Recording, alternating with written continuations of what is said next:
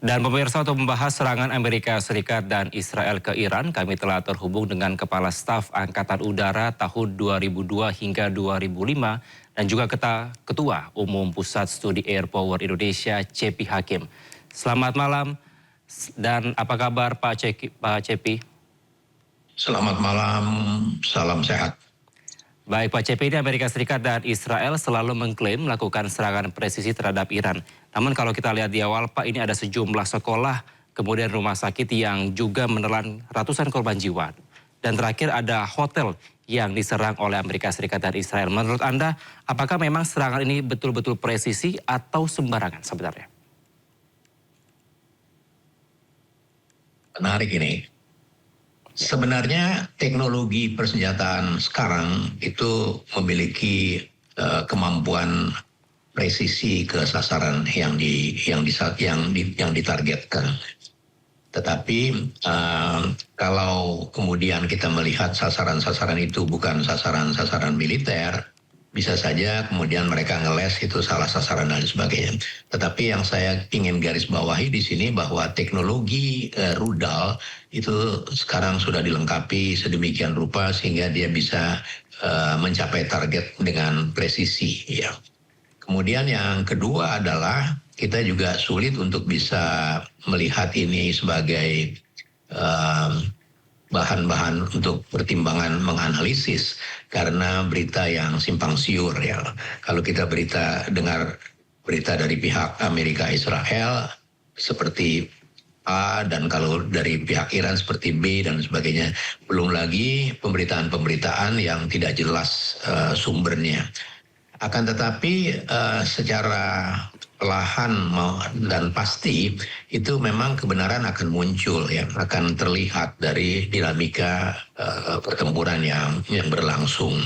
Seperti misalnya kalau kita mengikuti pemberitaan bahwa pada hari kedua atau hari ketiga Amerika meminta bantuan Italia untuk ceasefire misalnya, itu tentunya bisa diduga atau patut diduga mereka tengah menghadapi tantangan untuk bisa meneruskan peperangan ini yang mereka mulai sendiri. Tantangan atau hambatan apa yang dihadapi kita juga belum tahu atau tidak tahu. Dan berlangsungnya dinamika peperangan di Timur Tengah ini memang cukup rumit karena dalam serangan balasan Iran langsung menyerang pangkalan-pangkalan Amerika di negara-negara sekitarnya. Yang diserang sebenarnya adalah sasaran target pangkalan Amerika sebagai musuh tentu saja.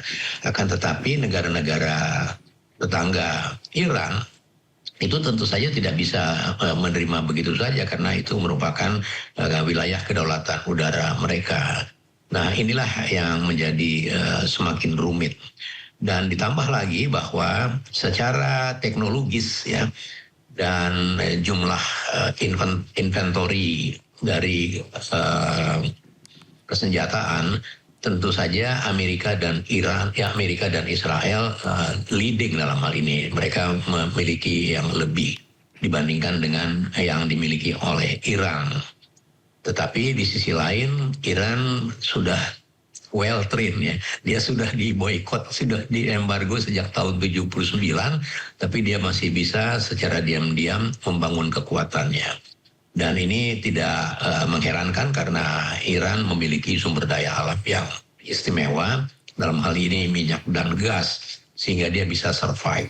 Tidak hanya bisa survive, tetapi mereka juga kalau melihat sikap dari Iran yang tetap tidak menurut kemauan dari Amerika dan pada ketika dia diancam, dia balas mengancam, tentu saja itu adalah simbol atau refleksi dari Iran yang memang sudah siap menghadapi persoalan yang buruk, menghadapi masalah yang terburuk. Dan itu terlihat sekarang bagaimana pimpinannya telah dibunuh pada hari pertama.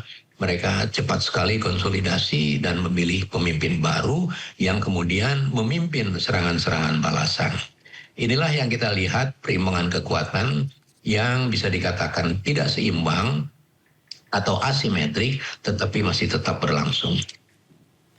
Baik, Pak CP, saya tertarik dengan statement Anda bahwa sebenarnya dari teknologi rudal ini telah didesain secara presisi. Berarti apakah ini memang faktor kesengajaan atau memang faktor situasional, Pak? Anda melihat? Ya, dalam pertempuran-pertempuran, dalam peperangan dan pertempuran yang seperti ini, maka sutradaranya kan menyusun taktik dan strategi. Dia mempelajari betul dari data-data intelijen yang dimilikinya, sasaran mana yang akan dijadikan target agar perang ini cepat usai, cepat dimenangkan. Nah, kalau ditanya apakah itu ada kesengajaan atau tidak kesengajaan, saya pikir dalam era teknologi persenjataan yang sekarang ini kecil sekali kemungkinan ketidaksengajaan. Ya, karena apa? Karena peluru itu mahal. Ya, pasti akan memperhitungkan dengan baik, dengan presisi, dengan tingkat presisi yang tinggi, agar dia bisa menghemat persenjataan yang dia miliki. Dan mengenai sasaran-sasaran itu kemudian terlihat sebagai sasaran-sasaran yang biadab dalam tanda petik, misalnya sekolah, rumah sakit dan sebagainya, itu saya yakin menjadi salah satu strategi masing-masing, menjadi salah satu strategi dan taktik yang disusun dalam melaksanakan operasi ini. Oke, Pak CP, ini Anda melihat dengan adanya kepemimpinan yang baru, pemimpin tertinggi Iran ini telah terpilih begitu ya, dan ini nampaknya juga memicu kemarahan atau emosional dari Presiden Amerika Serikat Donald Trump. Tanggapan Anda? Ya, jelas kalau Amerika kan sasarannya pergantian rezim. Dan pergantian rezim yang diinginkan Amerika tentu saja rezim yang bisa diterima oleh pimpinan Amerika, dalam hal ini oleh Donald Trump. Kemudian kalau dia ingin ikut campur untuk ikut memilih pengganti pemimpin di Iran, itu kan akan sulit. Iran kan mempunyai cara tersendiri untuk memilih siapa yang akan meneruskan kepemimpinan. Itu sebabnya maka ada operasi-operasi dalam tanda petik adu domba di dalam negeri yang ada campur tangan dari pihak intelijen Amerika maupun Israel untuk menghasut rakyat setempat, untuk melawan rezim dan sebagainya. Tapi intinya adalah Amerika menginginkan atau punya calon sendiri yang akan didudukkan sebagai kepala negara atau pimpinan dari Iran yang dengan mudah bisa mengikuti apa-apa yang diinginkan Amerika. Sebaliknya, Iran yang berhadapan dengan tragedi besar ya, pimpinannya dibunuh pada hari pertama, tentu saja sulit untuk bisa menerima ini dengan lapang dada, kemudian menyerah atau dan lain sebagainya.